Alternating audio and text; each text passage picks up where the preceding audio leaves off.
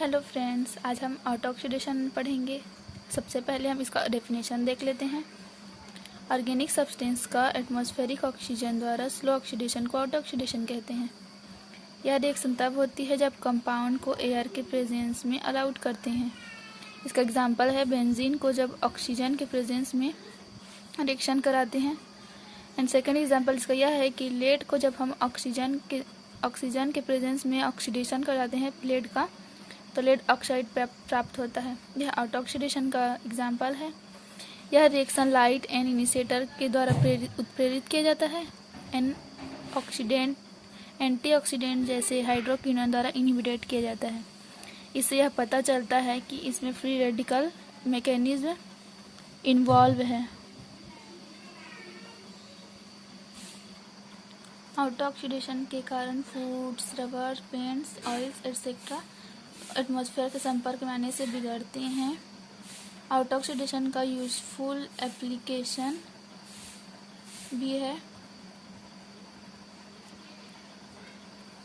यह paints and varnishes को सुखाता है। आउट ऑक्सीडेशन रिएक्शन स्वतः उत्प्रेरित रिएक्शन है, इसलिए इसे आउट ऑक्सीडेशन भी कहते हैं। ऑक्सीजन स्वयं हाइड्रोजन के साथ एब्स्ट्रैक्ट के लिए पर्याप्त रिएक्टिव नहीं है, बट यदि सेम इनिशिएटिंग स्टेप द्वारा फ्री रेडिकल का फॉर्मेशन होता है तो यह ROO देने के लिए ऑक्सीजन के साथ रिएक्शन करता है जो हाइड्रोजन को एब्स्ट्रैक्ट करता है। जिसका एग्जाम्पल है फ्री रेडिकल को जब ऑक्सीजन के प्रेजेंस में रिएक्शन कराते हैं तो हमें ये प्रोडक्ट प्राप्त होता है जो हाइड्रोजन को एब्स्ट्रैक्ट करता है, फ्री रेडिकल प्राप्त होता है। इसका सेकेंड एग्जाम्पल भी ये है। फिर हम आउट ऑक्सीडेशन का और एग्जाम्पल देख लेते हैं।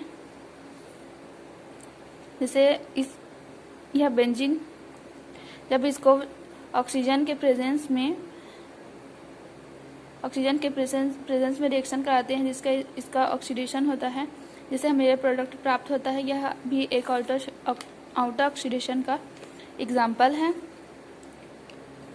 ईथर के अल्फा पोजीशन पर भी ऑक्सीजन का इजीली अटैच्ड हो जाता है, जिसका एग्जाम्पल है जैसे यह ईथर है। ईथर को हम लोग ऑक्सीजन के प्रेजेंस में उसको ऑक्सीडेशन कराते हैं, रिएक्शन कराते हैं, तो हमें यह प्रोडक्ट प्राप्त होता है। हाइड्रो पेरोक्साइड आगे डिकम्पोज होकर रेडिकल जनरेट करने के लिए न्यू रिएक्शन स्टार्ट करते हैं, जिसका एग्जाम्पल है हाइड्रो पेरोक्साइड आगे डिकम्पोज होकर रेडिकल्स जनरेट करने के लिए न्यू रेडिकल्स स्टार्ट करते हैं, जिसका एग्जाम्पल दिया है। ऑर्गेनिक कंपाउंड्स का आउट ऑक्सीडेशन यूजली एंटीऑक्सीडेंट के एडिशन द्वारा इनहिबिटेड होता है। यह एंटीऑक्सीडेंट जैसे हाइड्रोक्विनोन द्वारा इनहिबिटेड होता है। ये कंपाउंड्स यूजुअली फिनॉल्स और सेकेंडरी एमीन्स हैं जो रेडिकल को ले जाने वाली चेन को डिस्ट्रॉय कर देते हैं। ऑर्गेनिक कंपाउंड का आउट ऑक्सीडेशन यूजुअली एंटीऑक्सीडेंट के एडिशन द्वारा इनहिबिटेड होता है। इसका एग्जाम्पल हम देख लेते हैं। जैसे इसका एग्जाम्पल है यह ऑर्गेनिक कंपाउंड होगा जिसमें हम एंटीऑक्सीडेंट्स का एडिशन करते हैं, तो यह रिएक्शन इनहिबिटेड हो जाता है, जिससे फ्री रेडिकल प्राप्त होता है। जैसे HA एक इनहिबिटर की तरह कार्य करता है। यह free radical A resonance stabilized है एंड यह एक फ्रेश चेन स्टार्ट करने के लिए कैपेबल नहीं है। यह हाइड्रोक्सी रेडिकल और सिमिलर रेडिकल्स के साथ कॉम्बिनेशन द्वारा डिस्ट्रॉय कर दिया जाता है। अगर सेम रेडिकल है तो यह इसके कॉम्बिनेशन से डिस्ट्रॉय हो जाता है, जिसका एग्जाम्पल हम देख लेते हैं अभी। यह एक हाइड्रोक्सी रेडिकल के साथ कॉम्बिनेशन हुआ है तथा यह एक सिमिलर रेडिकल के साथ कॉम्बिनेशन है जिसका इसका डिस्ट्रॉय हो जाता है। यहाँ पर हम लिख लेते हैं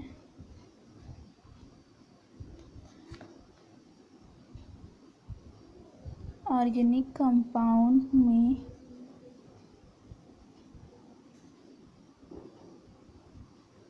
परऑक्सी ग्रुप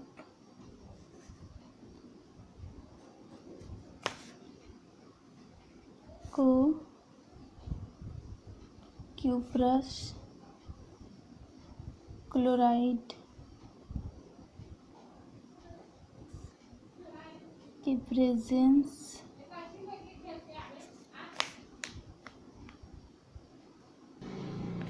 प्रेजेंस में हाइड्रो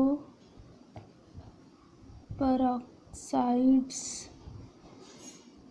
के ट्रीटमेंट द्वारा प्राप्त करते हैं, जिसका रिएक्शन हमने देख लिया।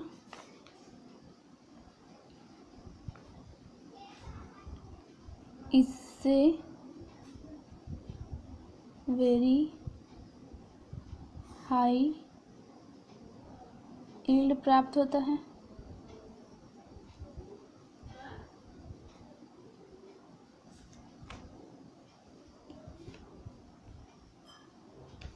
इसमें हाइड्रोजन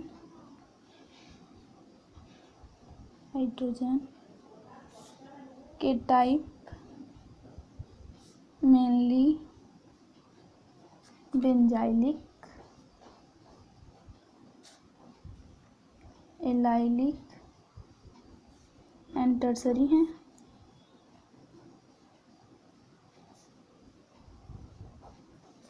इसका हम मैकेनिज्म देख लेते हैं। द मैकेनिज्म involved is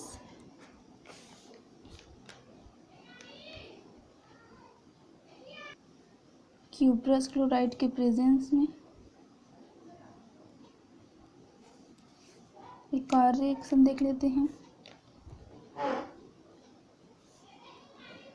उसका मैकेनिज्म है तो वो इस स्टेप के बाद इस स्टेप आएगा।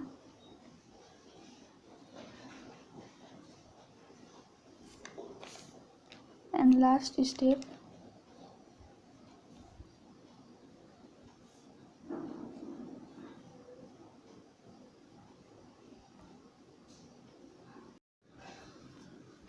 इस तरह हमने देख लिया। यह फॉर्मेशन ऑफ परऑक्साइड्स का मैकेनिज्म है।